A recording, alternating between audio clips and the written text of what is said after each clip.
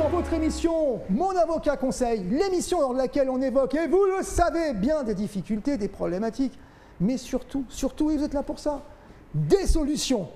Et je reçois, une fois n'est pas coutume, mon confrère, ami, Maître Davy Barreiro, qui est aussi mon associé, pour un nouveau sujet, le procès pénal, qu'il affectionne tout particulièrement, parce que c'est vrai que vous exercez, chers confrères, très largement en matière pénale.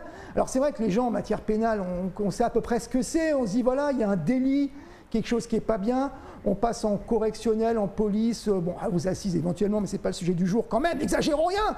Et on ne sait pas forcément comment ça se passe, on se dit c'est toujours pour les autres.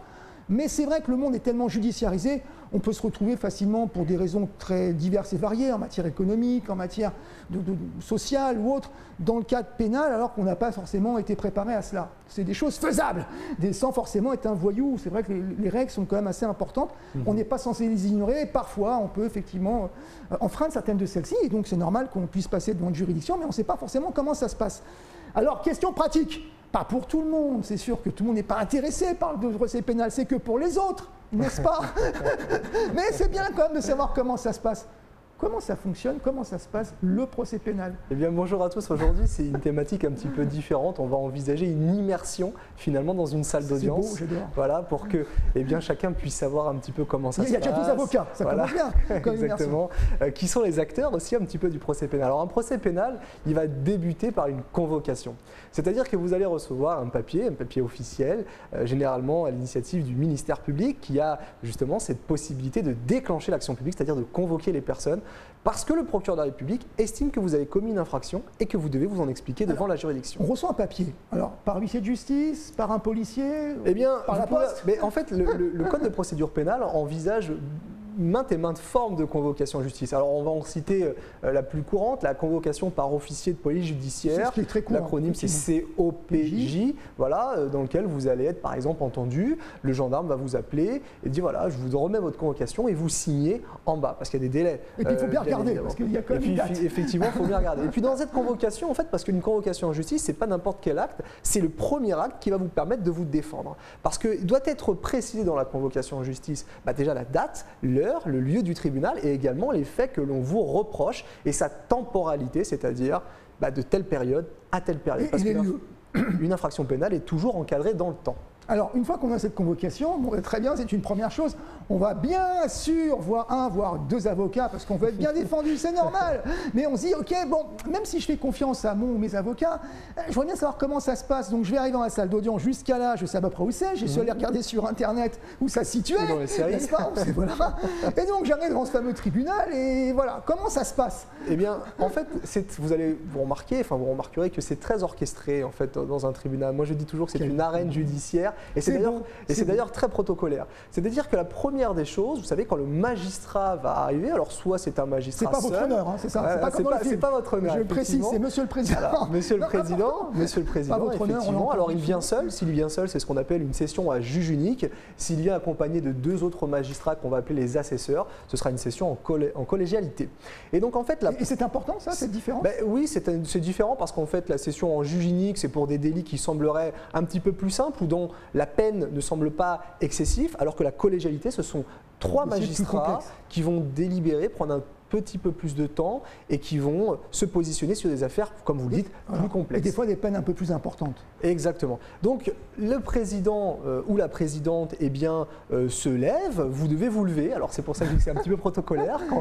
Dire votre honneur. Voilà, quand la présidente rentre pour prendre son poste, pour s'asseoir en face de sa tribune, si je puis dire, vous vous levez, vous attendez que la présidente ou que le président vous invite à vous asseoir. Et il va faire tout de suite ce qu'on appelle l'appel de la cause. Il va lire le rôle, d'accord, c'est-à-dire les inscriptions sur le tribunal, les affaires du jour, et il fait justement l'appel de la cause. Monsieur, vous êtes convoqué à telle heure, levez-vous, ok, monsieur, vous avez un avocat, d'accord, etc. Ça se passe véritablement comme ça. Justement, je me dis, j'ai une question comme ça qui me vient. Est-ce que dans ces cas-là, justement pour le déroulement du procès pénal, on peut venir sans avocat? Alors, vous pouvez venir, parce que la représentation par avocat n'est pas obligatoire dans le cadre d'un procès pénal. Alors, certains types de procès justement sont obligatoires, mais on parle vraiment du tribunal de police ou du tribunal correctionnel classique, d'accord? Eh bien la représentation par avocat n'est pas obligatoire et il est laissé la possibilité, je dis bien la possibilité, à chaque justiciable de se défendre seul. Mais je dirais quand même que c'est tout à fait périlleux, c'est assez risqué. La défense, je m'entends à le dire, c'est un vrai métier. C'est vrai, c'est un vrai métier, parce que souvent les gens disent je suis de bonne foi. Comme je suis de bonne foi, je n'ai pas besoin d'avocat, je vais m'expliquer. Mais c'est un métier, il y a de la procédure, il y a un déroulement. C'est comme quelqu'un qui va réparer sa batterie parce qu'il pense que c'est la batterie et qu'elle ne fonctionne pas, mais qu'il y a un autre problème. C'est un métier. Et donc aujourd'hui, avec les conséquences et le monde judiciarisé dont on est, je pense vraiment qu'il faut prendre un avocat. Je ne dis pas ça pour notre paroisse, c'est des choses qui se voient et qui se vérifient au quotidien. Et c'est d'ailleurs toujours très désagréable de voir un justiciable tenter, parce que c'est toujours une tentative, tenter de se défendre seul face à un ministère public, par exemple, qui est beaucoup plus puissant, beaucoup plus instruit sur la matière. Voilà. Et donc il faut rééquilibrer le débat, parce que ce qu'il faut bien comprendre aujourd'hui, même de bonne foi, ce n'est pas équilibré. Vous n'êtes pas un professionnel, il y a donc un ministère public qui est quelque part l'avocat public de la société, qui représente les intérêts de la société. Et qui va donc être un professionnel aguerri, je pense, et qui n'aura pas les mêmes armes que vous. Donc vous aurez du mal à vous défendre, tout simplement. C'est comme dans une discussion ouverte. S'il y a quelqu'un qui est plus fort que vous pour diverses raisons, vous aurez du mal, même si vous avez raison. Donc c'est pour ça que l'avocat est vivement conseillé. Alors, très bien, la personne vient, donc cette fois-ci avec son avocat, donc il peut parler ou il faut, comment ça se passe? En fait, il y a plusieurs phases finalement dans le procès. La première phase, eh bien, la magistrate ou le magistrat, le président ou la présidente, eh bien, va faire une lecture des faits que l'on reproche à la personne. L'instruction. Voilà, ils font une lecture des faits et après ils vont commencer l'instruction, c'est-à-dire une petite phase préparatoire de ce qui vous amène un petit peu devant la juridiction. L'histoire, c'est les faits en fait. Voilà, vous avez conduit un véhicule en état d'alcoolémie. Vous avez dit ça dans vos auditions, etc., etc. Et après vient... Alors, chacune des parties dans le cadre de l'instruction, je veux dire à son temps et à son heure, donc le ministère public peut poser des questions. Si vous avez plusieurs juges, les assesseurs peuvent poser des questions. On a un équilibre, en fait. Voilà, les avocats peuvent poser des questions, partie civile et défense. Et à la suite de ça, eh bien, la présidente va clôturer son instruction et le ministère public, alors si vous avez une partie civile, l'avocat des victimes, ils vont commencer à plaider en premier, c'est leur honneur qui leur est fait.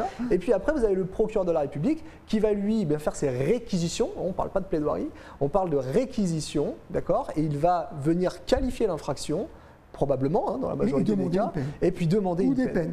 Voilà. Et à ce moment-là, eh bien, l'avocat de la défense ou le justiciable seul, eh bien, est amené à prendre la parole en dernier, toujours en dernier, parce qu'il y a cette conception française que le magistrat doit être saisi en dernier des explications de la défense, parce que c'est ce que ça reste dans la tête. Mais n'oublions pas quand même qu'un procès verbal, c'est avant tout une stratégie. Là, on vous décrit rapidement la procédure, c'est bien de la connaître, mais c'est une stratégie. Exactement. C'est vraiment quelque chose de particulier. C'est vrai qu'aujourd'hui, je dis, on est avocat certes, mais parce qu'on le voit au quotidien. Qu'est-ce qu'il y a de pire pour nous de voir un justiciable manifestement de bonne foi qui vient, ça se passe mal. Et ça arrive. Et qui est perdu. Et qui est perdu, on ne peut rien faire pour lui. On est désolé, on ne peut pas intervenir, on n'est pas saisi, c'est très désagréable. Et donc, le mot de la fin. Et donc à la fin de la plaidoirie de la défense, eh bien, la personne, cette fois-ci, est amenée à formuler une dernière observation. C'est pas ses dernières volontés. La présidente va l'inviter justement. Monsieur, est-ce que vous avez quelque chose à rajouter? Et des fois, rajouter à sa défense. Ça se passe mal. Non, je plaisante, mais ça peut arriver justement. Des fois, justement, là aussi, il y a une stratégie. Et après, vous avez le délibéré. Soit la décision est rendue sur le champ, ou soit le magistrat a besoin d'un petit peu plus de temps. Mais je rebondis. Des fois, c'est vrai que la question qui se pose, c'est est-ce que la personne qui est invitée à dire quelque chose en dernier, il faut qu'il parle? Pas toujours. Parce que des fois, c'est vrai que c'est arrivé que des personnes disent des choses qui sont vraiment désagréables et qui vont justement contrebalancer toute la défense. Ça arrive. Bon, c'est vraiment une stratégie. Vous voyez, un exemple concret de ce qui peut se passer. Merci en tout cas, Maître Delibarero, de ces explications. Et comme en fin d'émission, à chaque fois, vous avez l'habitude déjà, vous savez, et vous le disons, vous le rappelons, que l'émission, la vôtre, Mon Avocat Conseil, est certes faite de difficultés, de contrastes aussi, mais surtout, au-delà des problématiques, de solutions.